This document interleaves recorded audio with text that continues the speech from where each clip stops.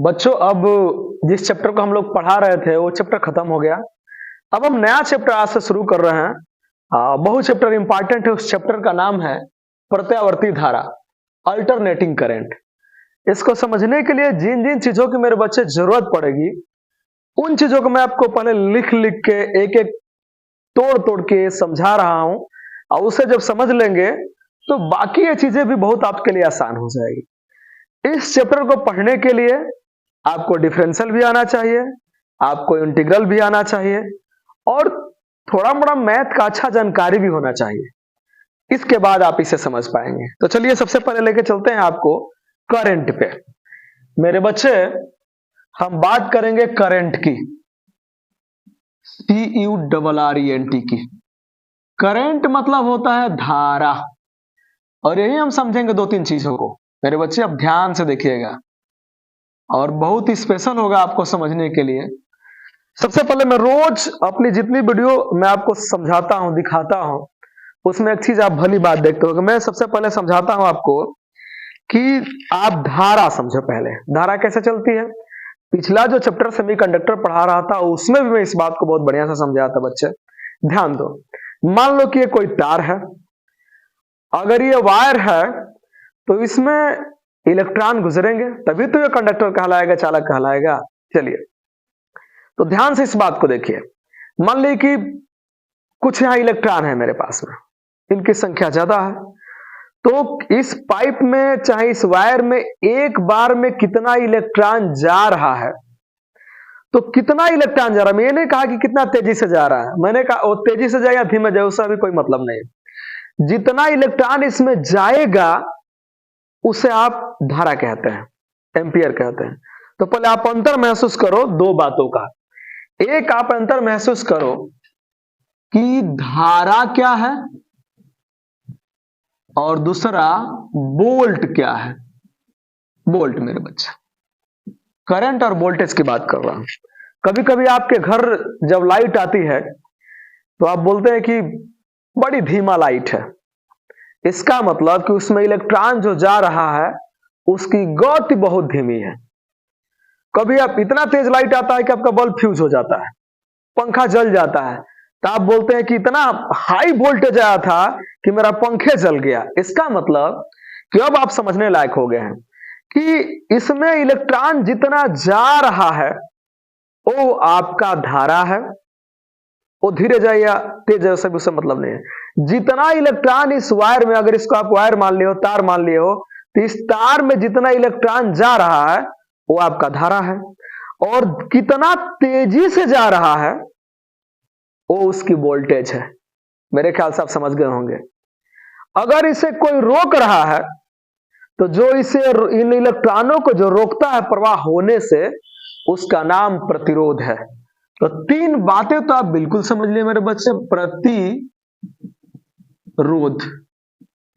अभी आप समझ गए कि धारा क्या है। उसके बाद आप समझे कि वोल्टेज क्या है, वोल्टेज। अभी धारा समझे, वोल्टेज समझे, प्रतिरोध समझे कि क्या होता है। अब आओ हम करंट की बात कर लेते हैं। करंट में मेरे बच्चे दो टाइप की होती है, एक को बोलते हैं DC और एक को बोलते हैं AC। ये नाम आप बहुत सुने होंगे। DC का मतलब होता है डायरेक्ट करंट, डायरेक्ट करंट, और AC का मतलब होता है अल्टरनेटिंग करंट। ध्यान दो मेरे बच्चे, इसको हिंदी में बोलते हैं डायरेक्ट करंट को दिष्ट धारा, दिष्ट धारा, और इस अल्टरनेटिंग करंट को बोलते हैं, अल्टरनेटिंग करंट को बोलते हैं प्रत्यावर्ती धारा, प्रत्यावर्ती धारा। अब इन दोनों को पहले बहुत ध्यान से समझो, क्योंकि जो इसको समझ लिया उसे बहुत कुछ आ जाएगा। ध्यान दो मेरे बच्चे, यहां आपको यह समझना है कि जैसे मान लो कि मैं आपके सामने एक फिगर ड्रा कर रहा हूं ऐसे,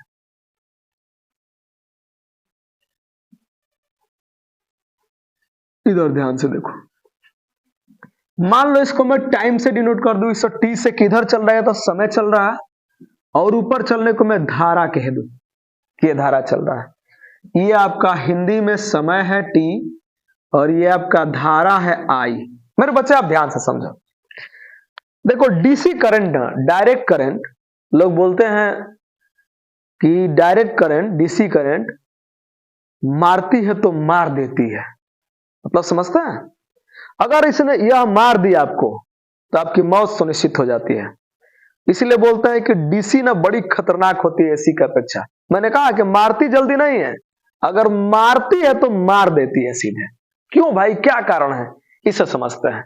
देखिए मेरे बच्चे, ये समय के साथ बदलती नहीं है, ये समय के साथ बिल्कुल नियत रहती है। इसे मान लीजिए अगर इसका मैं ग्राफ बनाऊं तो करंट ऐसे चलेगी, ये अपने दिशा में भी परिवर्तन नहीं करती है, समय के साथ निरंतर आगे बढ़ती रहती है, चलते रहती है, एक कांस्टेंट तौर पे चलती रहती है। जैसे आप कहीं भी मेजर करोगे तो धारा का मान यहाँ बराबर मिलेगा, यहाँ भी धारा का मान बराबर मिलेगा, यहाँ भी धारा का मान बराबर मिलेगा, यहाँ भी धारा का मान बराबर मिलेगा।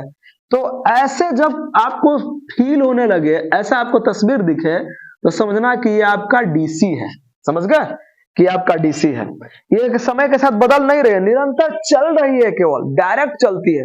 जैसे आपके घर में बैटरी होती है, डीसी करंट, मोबाइल आप चार्ज करते हैं, वो एसी करंट आती है, डीसी में बदल लेती है, ऑब्जर्व करती है। मैंने सब मिलाकर डीसी को आप संग्रहित कर सकते हैं, एक जगह इकट्ठा कर सकते हैं, लेकिन एसी को आप एक जगह इकट्ठा नहीं कर सकते हैं। आप घर में इन्वर्टर लगाए हैं, बताइए बैटरी लगाए हैं, तो जो करंट एसी आती है वो डीसी में बदल के और एक जगह कलेक्ट हो जाती है, एक जगह संग्रहित होती है। फिर जब लाइट कटती है मेरे बच्चे, तो बाद में वही डीसी फिर ऐसी डिवाइस लगी होती है कि एसी में बदल के आपके घरों में चलने लगती है, लेकिन वो डीसी चलती है एसी में बदल करके। तो आप समझ गए होंगे शायद। अब यहाँ एक बात मैं स्पेशल लिखा हूं, उसे आप समझिए। मैं लिखा हूं कि डायरेक्ट करंट मतलब दिष्ट धारा, अल्टरनेटिंग करंट मतलब प्रत्यावर्ती धारा।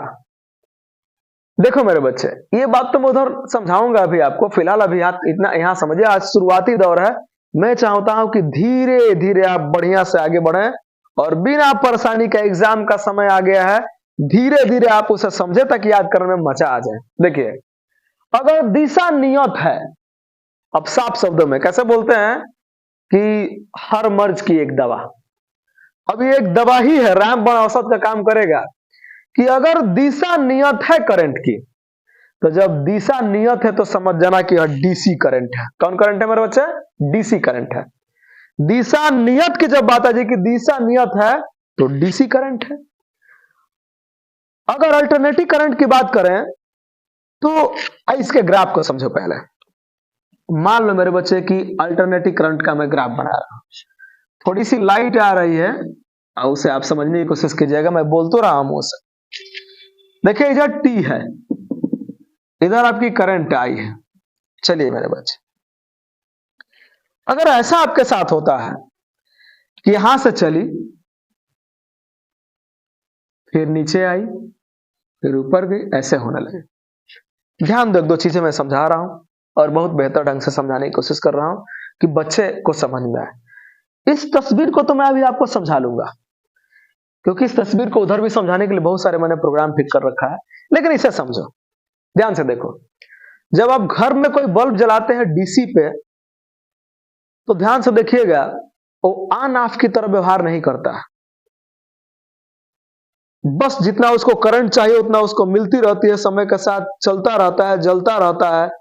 वो ऑन ऑफ भोजपुरी में कहें तो भूख भाग टाइप का नहीं करता है। आप इसे समझिए क्या होता है। देखिए जब यहां से चलती है ना ये, तो up down up down up down, ऊपर नीचे होती रहती है। ये अगर आपको मारती है, तो जब मारती है तो आप कांपने लगते हैं ऐसे। क्यों भाई? क्योंकि इसकी वेव ना ऐसा चल रही है।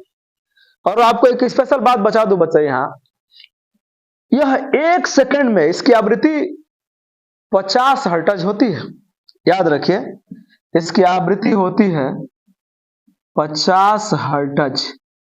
इसके मतलब कि 1 सेकंड में, अब समझिए कि 1 सेकंड में वो 50 बार ऐसे ऐसे करती है।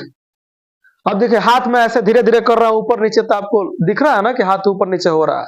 लेकिन अगर इसको कितना करेंगे हम 1 सेकंड में भाई, खूब करेंगे तो ऐसे 2 4 5 10 हाली 12 हाली कर सकते हैं, नहीं कर सकते हैं।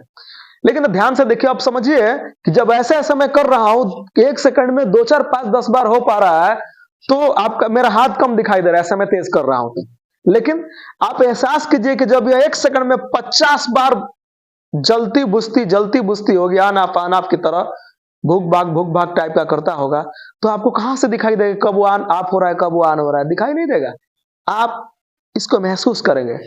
एक और चीज बता रहा हूं, कभी आप देखिएगा आपके घर में पीला वाला बल्ब जलता होगा, तो ध्यान से देखेंगे तो उसका फिलामेंट ना ऐसे ऐसे करता है, मनो दिखाता है करंट कैसे आ रही है कैसे जा रही है, ये सारी चीजें होती है। इसे जितना करंट देंगे उतना चलेगा, नहीं देंगे नहीं चलेगा। ये चीजें समझना है। तो ये 50 बार ना ऑन ऑफ होती है। जैसे आप ये देख लो, जैसे मान लो हेलीकॉप्टर है, हेलीकॉप्टर का पंखा जब धीरे धीरे चलता है तो आपको दिखाई देने लगता है, लेकिन जैसे हेलीकॉप्टर का पंखा पूरा तेज चलने लगता है, वो आपको पतिया भी नहीं दिखाई देती है, क्यों कैसे चल रहा है, उसके बाद धीरे से उड़ जाता है। घर में पंखा है, जब पंखा चलना शुरू होता है तो आपको दिखता है, लेकिन जब पंखा ज्यादा चलने लगता है ऐसे, तो उसकी पत्ती आपको नजर नहीं आती है। इस बात का समझिएगा। चलिए अब बताओ, तो इसकी 50 हर्ट्ज आवृत्ति होती है, ये ऊपर नीचे ऐसा होता होगा तो दिखेगा नहीं ना, लेकिन जब यह किसी को करंट अगर ये मार दे, इसीलिए ऐसे ऐसे उसके शरीर में होती है, ऊपर नीचे कूदाने लगेगा।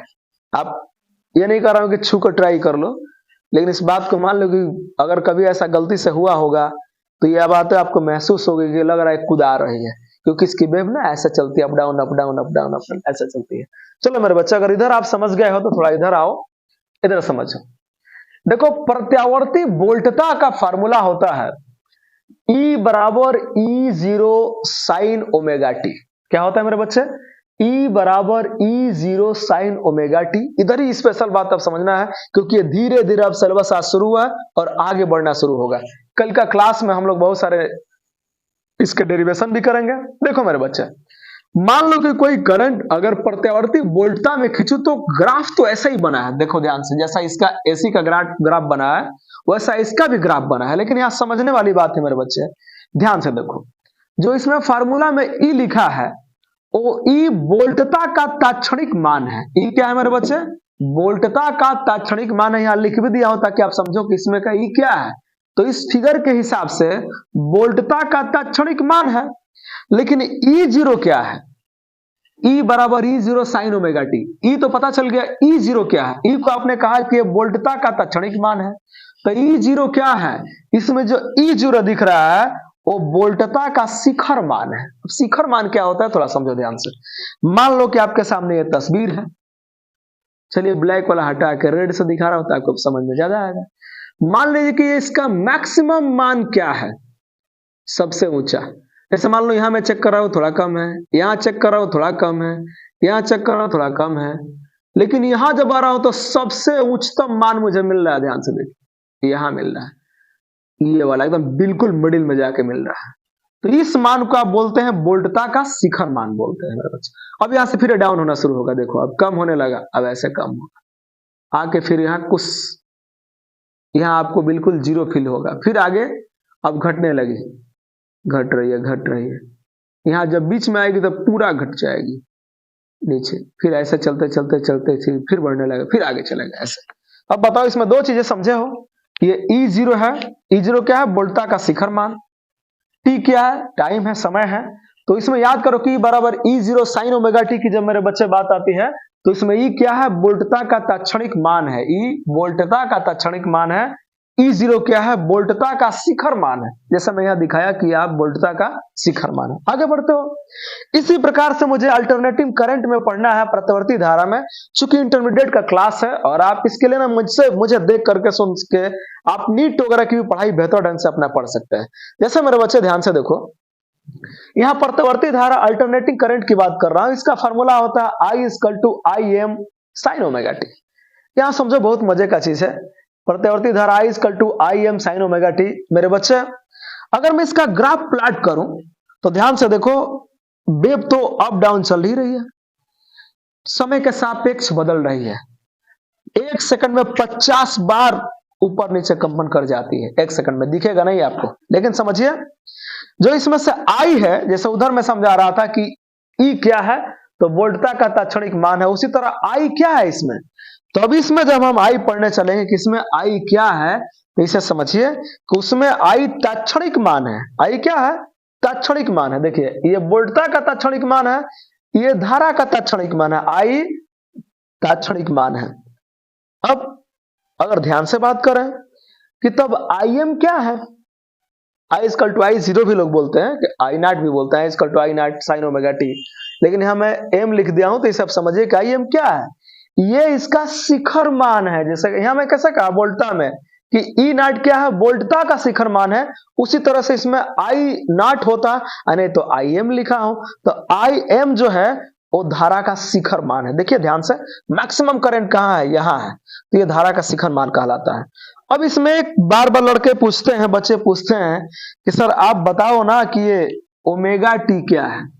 मेरे बच्चे जैसे आप साइन थीटा बोलते हो ना, ठीक वैसे ही ओमेगा टी आया है, आप ओमेगा टी को मन में थीटा समझ लो, और जब साइन के बाद ओमेगा टी जो आया है, इसमें ओमेगा टी कला का काम करते हैं, इसका नाम है कला। यहां है फेज, यहां क्या है मेरे बच्चे, यहां है फेज, ये कला का काम करता है। और ध्यान दीजिए, आप 1 मिनट में अभी फिर समझाता हूं मैं, यहां कला का काम कर रहा है। तो चूंकि समय हो गया है और अगली पढ़ाई आपको कल मैं अगली वीडियो में बताऊंगा, आज में आप स्क्रीनशॉट आप ले लो जितना पढ़ना है, बाकी चीजें आप कल पढ़ेंगे। इसे बार बार मैं रिपीट कर रहा हूं ताकि अगर आप पहला दिन का क्लास अच्छा गेन कर लेते हो तो जब वो अगले दिन आप इस वीडियो को देखोगे, ध्यान से देख लो, अगले दिन जब आप इस वीडियो को देखोगे तो मजे से पढ़ोगे।